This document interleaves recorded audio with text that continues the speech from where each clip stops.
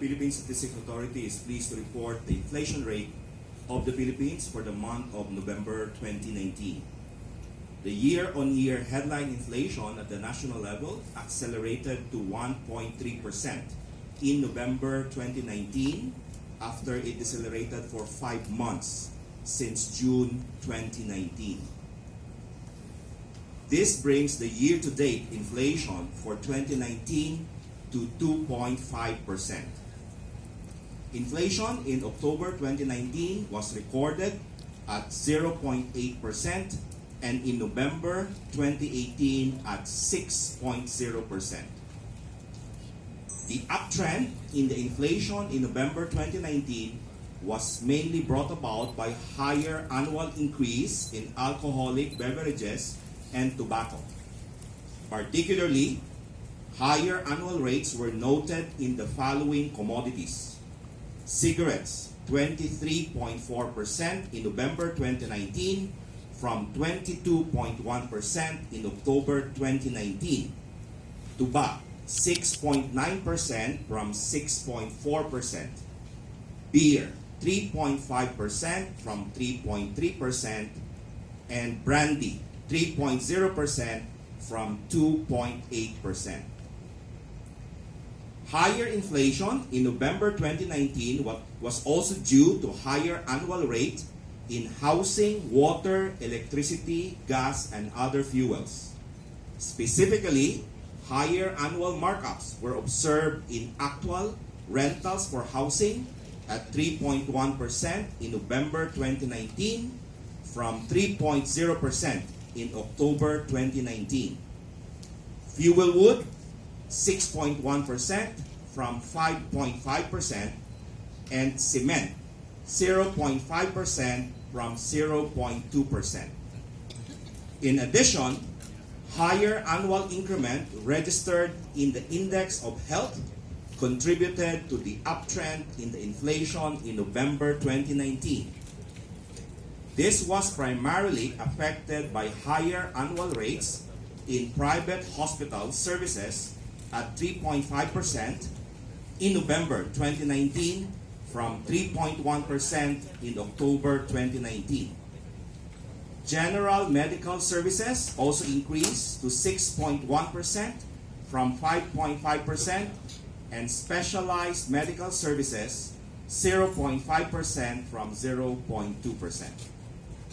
Among the 11 major commodity groups, the top contributor to the November 2019 inflation was still restaurant and miscellaneous goods and services, with an annual rate of 2.7% and a share of 29.6% to the overall inflation.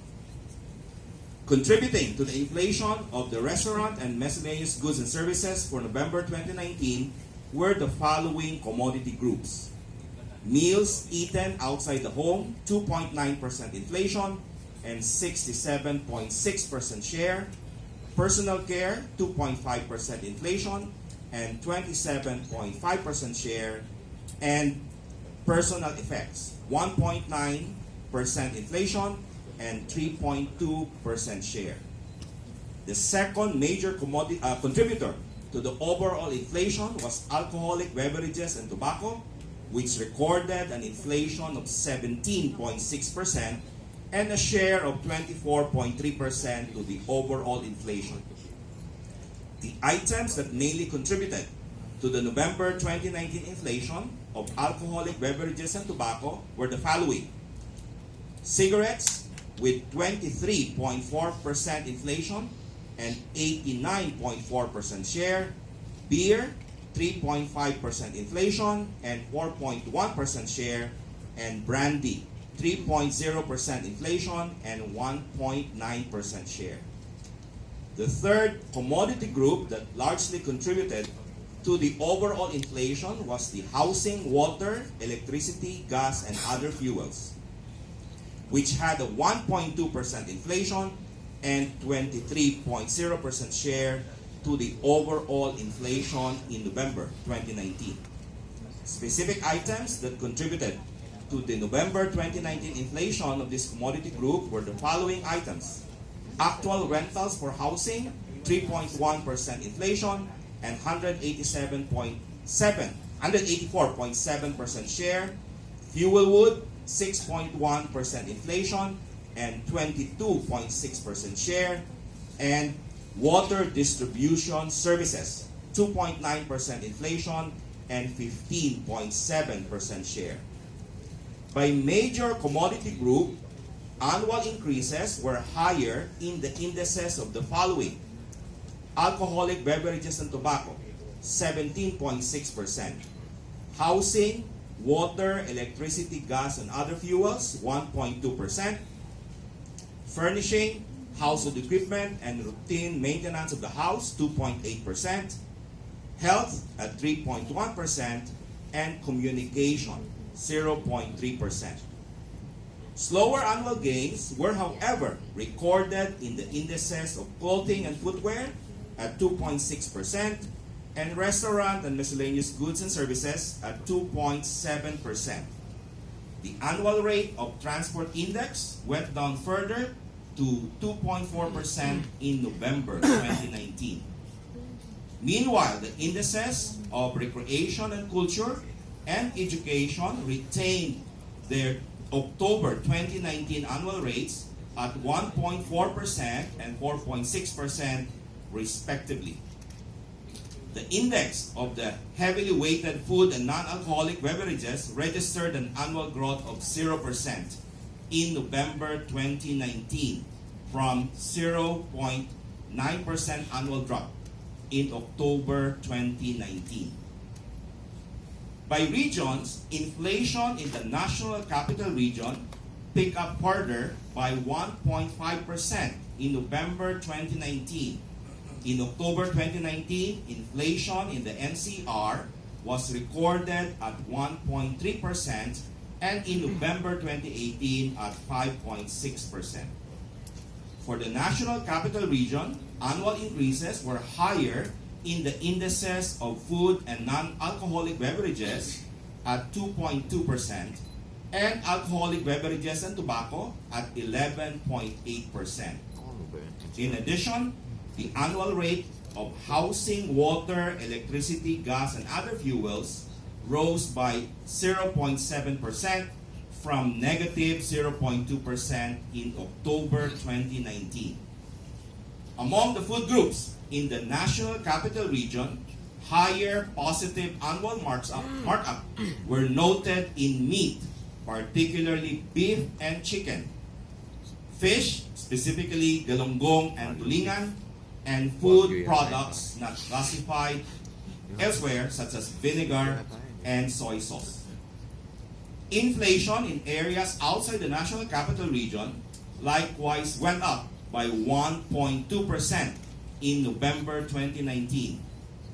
In October 2019, inflation in the area was observed at 0.7%, and in November 2018 at 6.2%. Among the regions in areas outside the National Capital Region, the highest inflation was still noted in Region 3, Central Luzon, at 2.2%. In October 2019, inflation in the area was higher at 2.3%. For Region 3, annual increments were higher in the indices of food and non-alcoholic beverages at 0.8%. Alcoholic beverages and tobacco, 30.2%, and communication, 0.2%. Among the food groups in Region 3, higher annual rates were noted in meat, particularly beef and chicken; fish, specifically galunggong and tilapia; and eggs. The lowest annual rate remained in Region 9, Zamboanga Peninsula, at negative 0.5%. In October 2019, its annual rate was registered at negative 1.3%. 6 regions in areas outside the National Capital Region had higher positive annual rates in November 2019. On the other hand, slower annual gains were recorded in Region 3 and the Autonomous Region in Muslim Mindanao. Region 2 Cagayan Valley, Region 9, Zamboanga Peninsula had negative annual rates, while Region 4A, Calabar Zone, retained its annual rate in October 2019. This ends my presentation on the inflation in the Philippines for November 2019. We look forward to meeting you again on January 7, 2020, when we report the inflation for December 2019. Ladies and gentlemen, please hold your questions as we proceed to the presentation on the October 2019 employment statistics.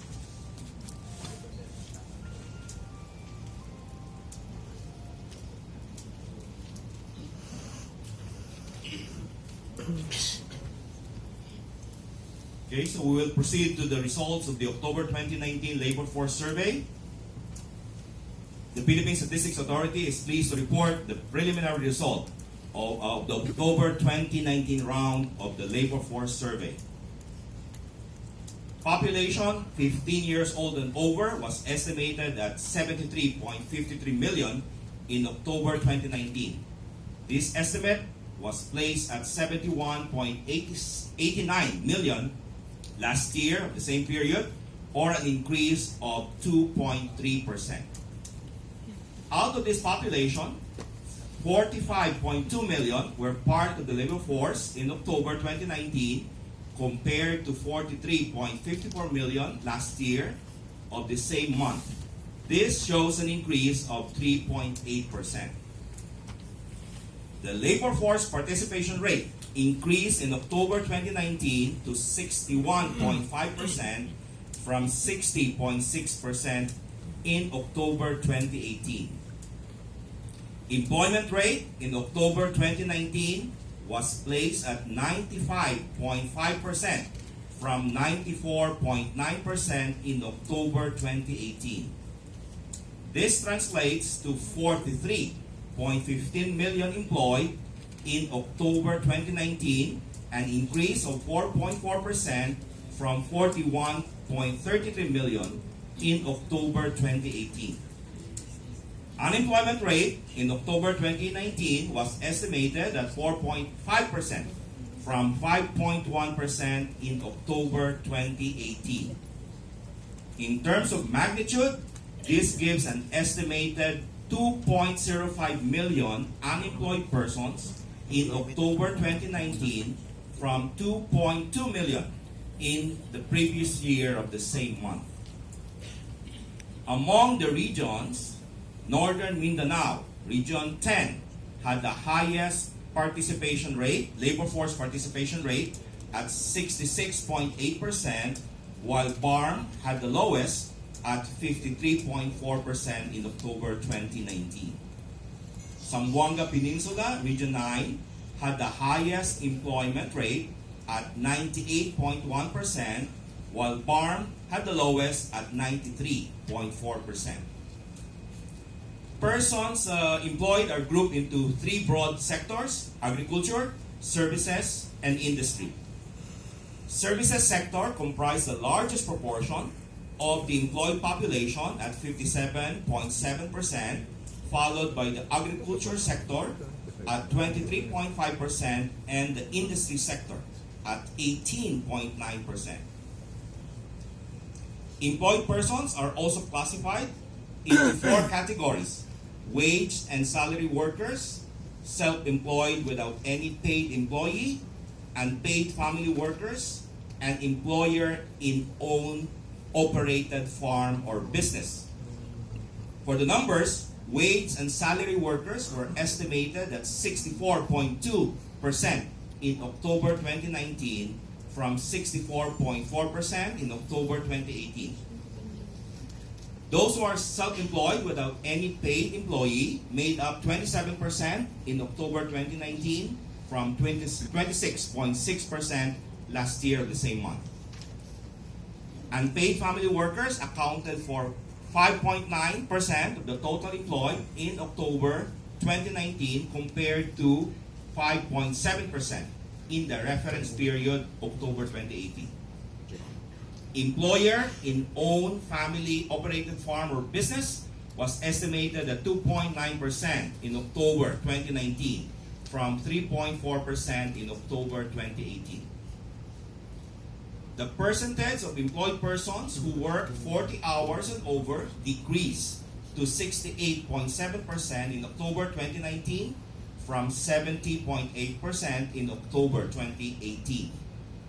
On the average, employed persons work 41.8 and 42.8 hours per week in October 2019 and October 2018 respectively. Underemployment rate in October 2019 was estimated at 13% from 13.3% in the same period of the previous year. The total underemployed workers in October 2019 increased to 5.62 million from 5.5 million in October 2018, showing a 2.1% growth rate in underemployed.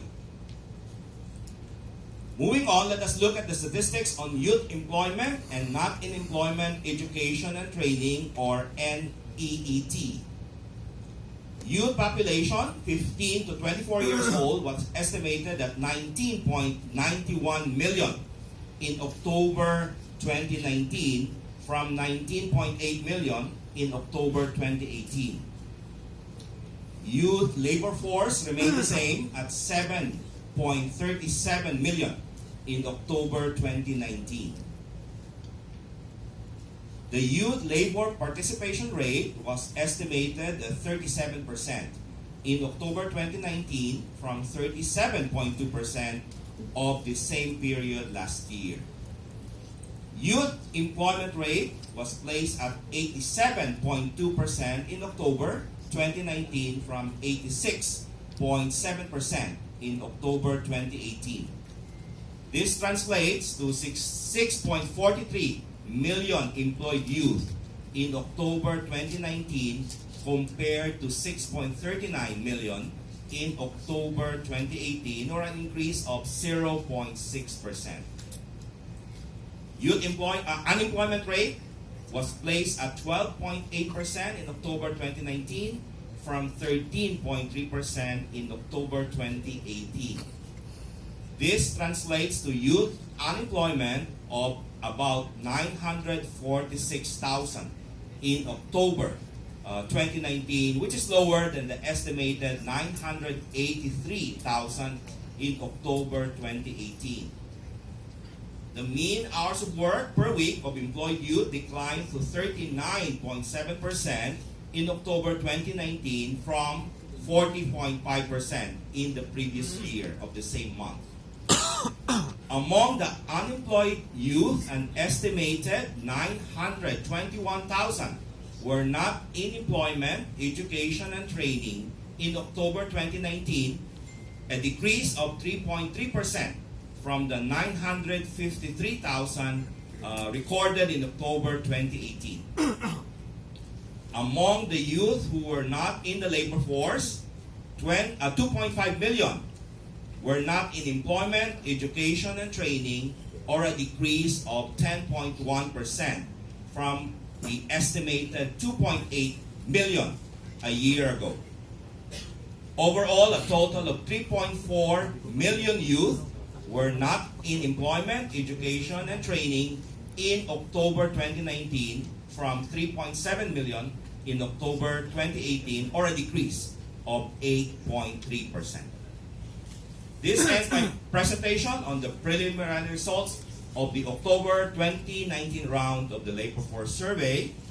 The Philippine Statistics Authority appreciates your presence in the November 2019 inflation and the October round Labor Force Survey press briefing. We enjoin you all to participate in the upcoming 2020 Census of Population and Housing. This will happen in May 2020, and we hope you will welcome our enumerators. Thank you very much, Yusek Mapa. Before we begin the open forum, we'd like to announce that you will digitally receive your copies of the press kits. They are being emailed to you as we speak. Furthermore, you may also connect to our server SOID 000 78200Y5.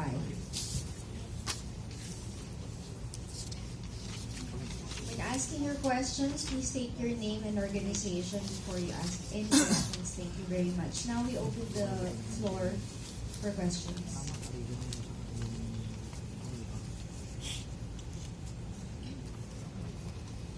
Yes, sir. Mic, please. Tayo ko dyan, Bill. Nagpaka muna. Morning, Babe Santos from TV12. Sir, what's the trend in rice? Price is still deflation. I think it was recorded at minus 8.2. Minus 8.3 from negative 9.7. So it's still decreasing, the price of bread. This is already the 7th month that the price of rice has been decreasing. Alright, next question.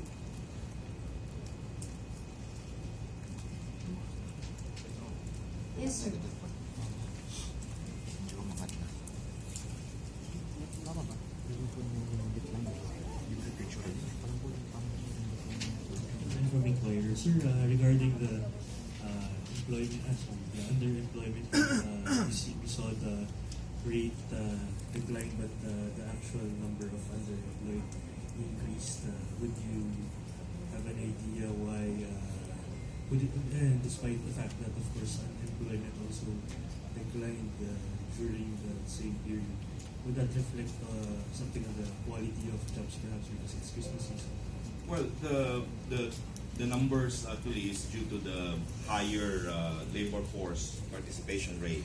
So the number of individuals who participated in labor force for October 2019 increased. So that's why while the percentages actually decreased, the number is relatively higher compared to last year. It's also because underemployment meant the jobs were not enough for these. Well, that's always been the case. Every labor force survey round, we really have that number of individuals who are underemployed. But through the years, this percentage and even the numbers, the actual numbers have been decreasing. Sir, but based on your surveys, would you say because of the seasonality of jobs towards the holiday season, these are part-time jobs perhaps? Or, Okay, I think the data you mean during the Christmas, we should be capturing that in the next round of the survey. Yes, sir.